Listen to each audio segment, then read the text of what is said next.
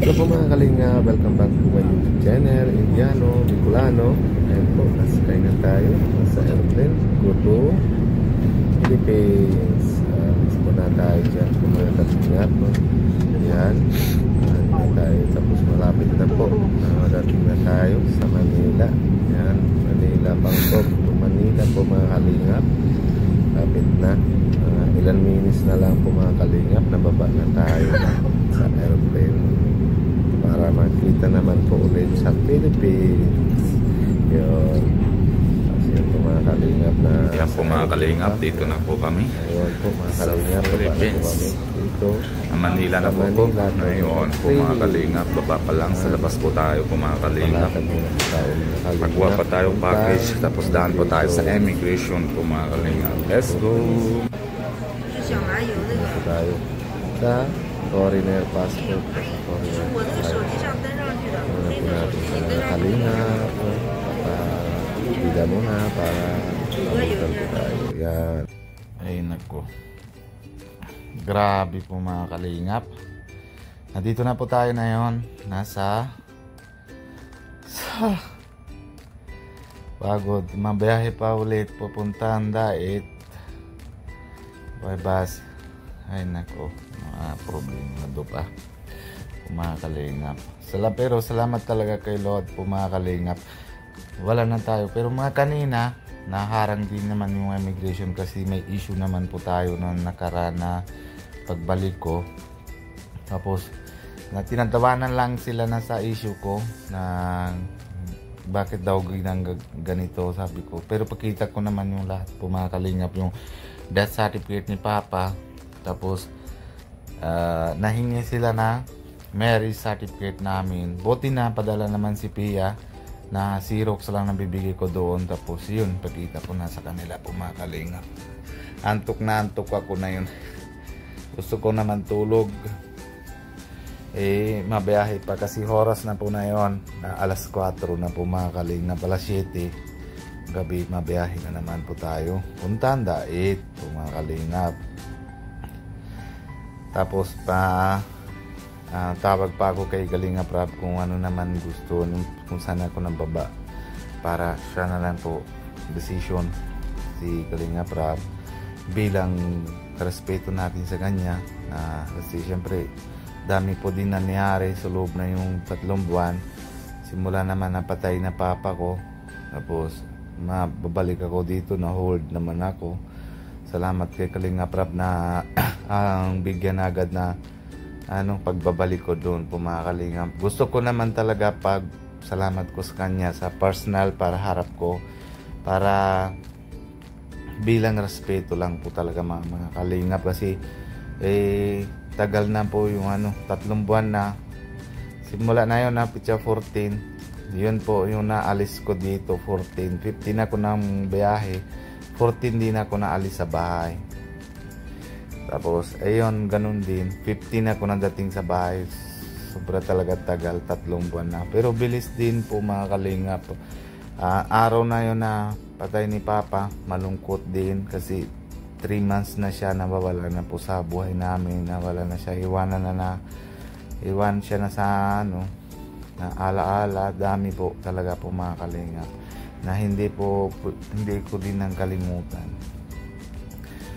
mga kalingap. Hindi ko alam kung pag-alis ko doon na pinapagilan ko, naiyak ko kasi naiyak si mama. Kaya sobra po talaga. Siyempre hindi naman din pwede na iwan sila kung matatagal pa ako doon. Tapos kuwawa man yung 4 na bata. Kaya po mga kalingap, kailangan ko talaga na umuwi. And syempre lahat naman kayo mga suporta sa kay Kalingap Rab. Kaya na rescue na siya sa amin noon na lahat, dami na po yung nangyari,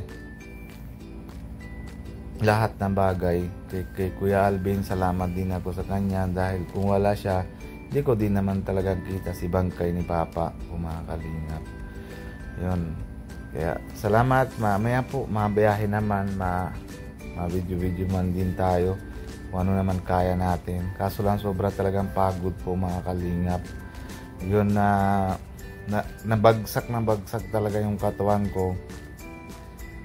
Ang wala talagang pahinga. Ngayon dito na po ako sa bahay ng kaibigan ko na tago siya na susi, na tawag siya na dito ko na yung kukuha na susi para mapasok na ako dito sa bahay. Wala naman tao din ako po mga kalingap.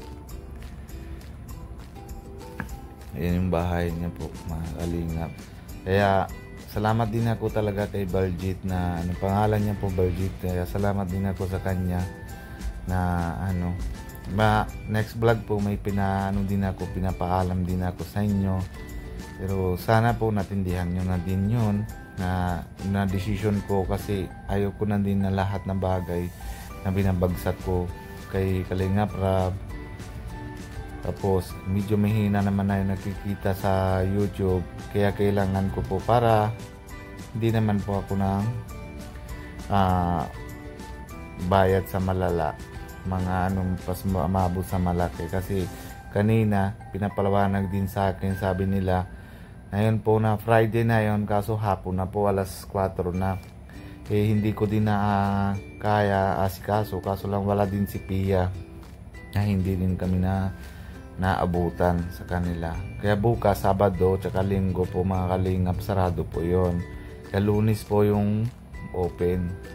Kaya umuwi ako na yon. Tapos pagbabalik naman namin ni Pia, tapos asikaso namin po yon na na-claim lang po yung visa, tapos may binabayaran lang ako doon. Pag tapos na po yon, okay na lahat yan.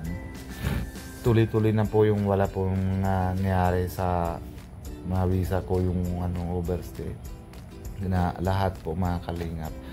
Ayun po, na mamaya po mga kalingap, pagdating naman sila ni Baljit, meron po ako na dala para sa kanya yung gamot po, kasi kailangan niya na yung ng gamot. Nabibigay ko na yung gamot na sa kanya, tapos mapunta na po ako sa Cubao para hatid ko na, para mauwi na ako. Po mga kalingap, sakit na talaga ang ulo ko kasi wala na talaga pahinga po mga kalingap. Grabe. Ay nako, mamaya pagdating na maligo lang ako, tapos maalis po tayo po mga kalingap.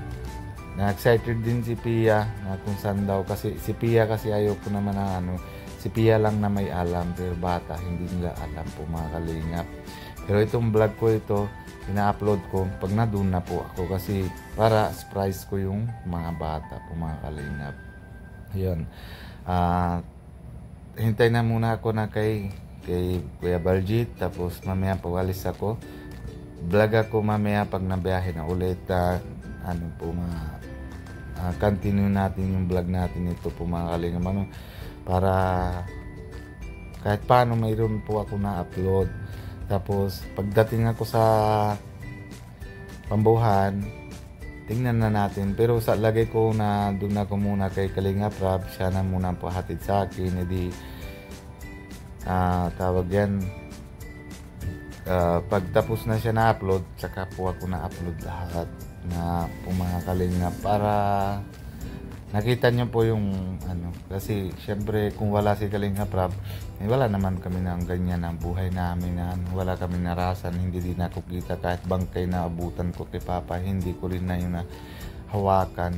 Napipicture po naman na kikita lagi na hindi naman yung basta yung personal na hawak, isa sa picture lang ng kita, iba po yun. Iba naman yung ramdam na pag talaga hawak mo na, kahit bandang huli na lang po mga kalingap, na alam ko naramdam nyo na yun na sa OFW, na dami po kayo nandyan sa may nangyari, nasa picture na lang yung iba na hawak, hindi nang abutan sa mga magulang, yung mga iba pa anak nila nang gano'n. Kaya tindihan naman sana sila sa akin. Kaya yun pa mga kalingap, hanggang dito muna tayo. Tapos mamaya ma-vlog ako ulit pag habang uwi po ako sa Pambuhan. kung saan naman ko pambuhan o kila Kuya Rab, basta hanggang doon po ako na vlog. Tapos pagdating ako doon, si Kuya Rab na po na muna vlog. Tapos pag na may vlog din po tayo, yung may kunting salubong ako sa bata, Ladara. Tapos meron din ako po mga kalingap kay Kalingap Rab. May good news o may surprise naman ako kay Kalingap Rab. Pero maliit lang po yon. Abangan nyo po yun sa vlog ko po mga kalingap. O vlog ni Kalingap Rab na para kita nyo kung ano dala ko. Para pero naman po yan, pinakamalaking bagay para sa kanila. Anong hilingan ni Kalingap Rab, yun na yung dinadala ko. Pero hindi naman yun po yung baga mahal kung ano naman, kasi dami po tayo ng gastos danan. Kaya maliit lang pinabibili ko po mga kalingap. Ayun, paalam na po ako paalala tayo kay Kuya Bal Santos Matubang and si Ate Edna Vlogs, lalo na po kay Kalingap Rab and syempre si Kalingap Jackie po mga kalingap and syempre lahat naman kay boys po mga kalingap. Maraming salamat po talaga sa inyo. Kung bago po kayo sa channel ko, Indiano Bicolano, pag-subscribe po and huwag nyo kalimutan na pindutan notification bell para lagi po kayo na update. And syempre si Kuya Alvin tsaka si Kalingap Nico po mga kalingap. Abangan nyo na din po yung vlog ni Nico na bahabang hatid siya sa akin. Meron pa pagtapos na po hatid sa akin si Kalingap Nico, meron siya ng vlog at na may araw po kasi na holy, tawag yan, lalagyan ng may kulay-kulay sa mukha mga iba-iba. Abangan nyo kung na-vlog naman si Kalingap Nico po mga kalingap. Maraming salamat sa inyo po lahat. God bless you. Love you all.